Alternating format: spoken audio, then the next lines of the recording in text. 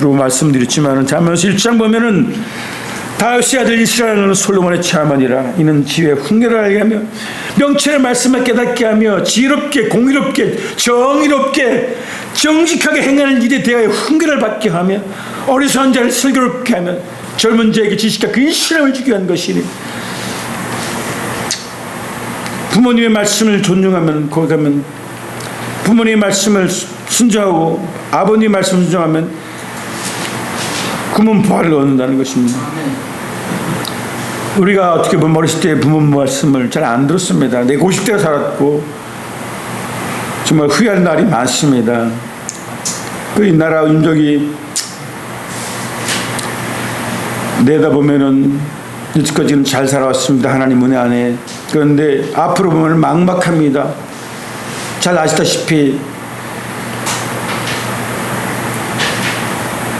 하나 말씀을 드리겠습니다. 옛날에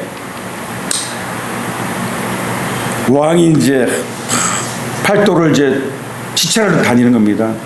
백성들이 잘 사나 못 사나 어떻게 사나 궁금합니다.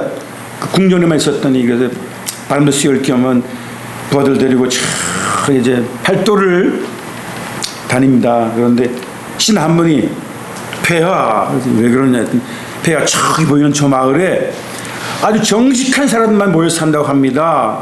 그러니까 폐하가 너무너무 기쁜 겁니다. 그래, 저 마을에 그렇게 정직한 사람들만 모여 산다고? 정말 가보자. 그럼 너무 기쁜 소리다. 갔습니다. 딱 갔더니 가기 전에 뭐 소문이 나가지고 그 마을 사람들이 한 800명 되는 큰 마을인데 폐하가 온다니까 마중을 나온 거죠. 폐하, 아유 이렇게 우리 마을에 오셨냐고 막 잔치를 베풀고 그랬습니다. 그래서 폐하가 하는 말이, 이 마을에는 정직한 사람만 살고 있다 그러는데 너무너무 기쁩니다. 저 마을로 가려다가 내가 이 마을에 들렸습니다.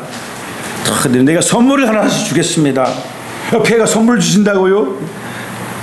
꽃씨를 쫙 나눠줍니다. 줄을 탁 세워놓고 한 사람도 빠짐없이, 뭐 800명이라고 합시다. 그 마을 사람들이 800명의 꽃씨를 쫙 나눠주면서 내년 봄에 이 꽃씨를 쫙 펴가지고 궁전에 갖고 오는 사람들에게 큰 상금을 내리겠다 그랬습니다. 그랬더니 이제 봄이 되었어요. 이제 시간이 흘러서 봄이 탁 되어서 마을 사람들이 얼마나 꽃을 잘 피웠는지 지금 정성으로 꽃을 아주 아름답게 피워갖고 왔습니다. 쫙 보니까 이 어떻게 잘 피웠는지 누가 1등인지 알 수가 없는 거예요. 그런 한 소년이 와서 폐하 죽을 죄를 졌습니다. 나를 벌해 주십시오. 왜 그러냐 했더니 나는 아무리 물을 주고 아무리 정성을 다해도 꽃이 안 피었습니다. 폐하 어떻게 하면 좋습니까? 깔깔 웃으면서 폐하가, 여봐라, 이 소년에게 상금을 줘라. 황금 부화를 쫙. 그러니까 전부 웅성웅성한 거예요. 왜? 아니 얘는 뭐 꽃 하나도 없는데 딴 사람들 꽃 이런 좋은데 하하하 웃으면서, 여봐라, 내가 나눠준 꽃씨는 다 죽은 것이니라. 당신들이 아무리 물을 주고 애를 써도 꽃이 안 피는 것이다. 이 소년은 정직한 소년이라는 겁니다. 정직하게 꽃이 그대로 가져온 거예요. 다른 사람들 다 변법을 쓴 거예요. 왕을 속인 거죠. 왕을 속이면 어떻게 됩니까? 죽음이 죽음. 폐하가 가면 두겠습니까? 이거 봐라, 나를 기만한 자들 다 처형해라. 꼼짝 없는 것입니다. 그렇죠. 폐하는 아랭을 풀어서 하하하 다 아니까, 하나님 마음이니까 하통 웃음 하면서, 그 마을 사람들 정말 정직한 사람들이군요. 앞으로는 정직하게 살기를 바랍니다. 이 소녀는 원하는 대로 이 궁궐에 살고 싶으면 궁궐에 살고, 마을에 가서 살고 싶으면 마을에 살아라. 이렇게. 폐하는 마을로 돌아가겠습니다. 호르몬을 모시고 있습니다. 또 소원도 아주 마음 너무 착합니다. 이 땅에는 나도 마찬가지고 정직한 사람이 없습니다. 사실 한 사람도 없습니다. 그래서 의인 중에 한 명만 있어도 이 성을 멸하지 않는다는 말이 나오잖아요. 평정에. 또 아벨과 가인이 나옵니다. 창세기 4장에 보면은 아벨은 어떤 분이고 가인은 어떤 사람입니까? 하나님이 쭉 흘러가지고 와가지고 이제 가인은 농사를 짓는 농부입니다. 동생 아벨은 형이고. 그런데 아벨은 이제 소를 기르는 목동이죠. 큰 목동을. 고기를 많이 먹어서 육식을 많이 먹어서 힘이 세고 아주 머리도 빠르고. 그런데 가인은 농사를 짓는 분이었어요. 농사를 잘 지어서 하나님 앞에 제사를 드렸는데 하나님이 그 가인의 제사를 받아주신 거예요. 아벨은 하나님이 제사를 안 받았다고 이 형이 시기 질투를 해서 동생을 쳐 죽입니다. 하나님이 물습니다. 네 동생은 어떻게 했느냐? 어디 있느냐? 형이 그럽니다. 아벨이. 내가 동생을 지키는 자입니까? 모릅니다. 하나님 알고 계시죠. 이 땅에는 무수히 교회가 있습니다. 기업가도 많고 정치인도 많고. 그런데 아벨에 선 사람이 있고 가인에 선 사람들이 있습니다. 영적인 얘기입니다. 무섭습니다. 우리는 가인 어디에 서 있는 사람들입니까?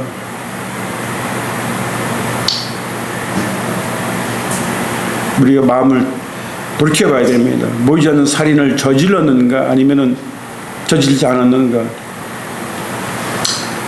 하나님은 알고 계십니다. 마지막 심판이 있다는 것입니다.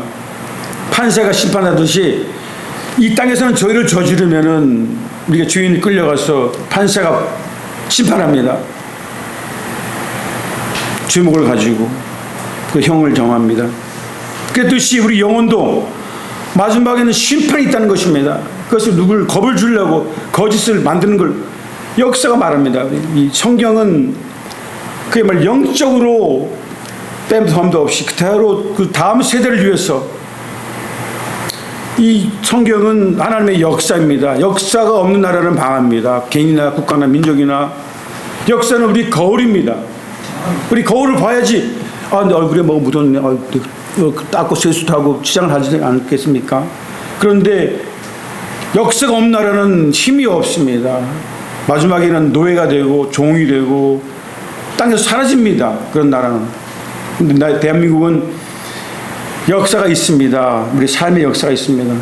5,000년의 역사가 있습니다. 그렇지만은 우리 삶의 역사, 5,000년의 역사를 세상에 내놓으면 부끄럽습니다. 쌍름 양만 나누어서 노비가 조선 왕조 500년이에요. 정말 부끄러운 얘기입니다. 노예가 70%가 정됐습니다. 70%, 80%까지 됐습니다. 양만. 왜냐하면 일을 농경 사회니까요. 농사를 지려면 농사를 해서 농사가 잘 되려면 많으려면 양이 늘어나려면 일할 사람이 많아야죠.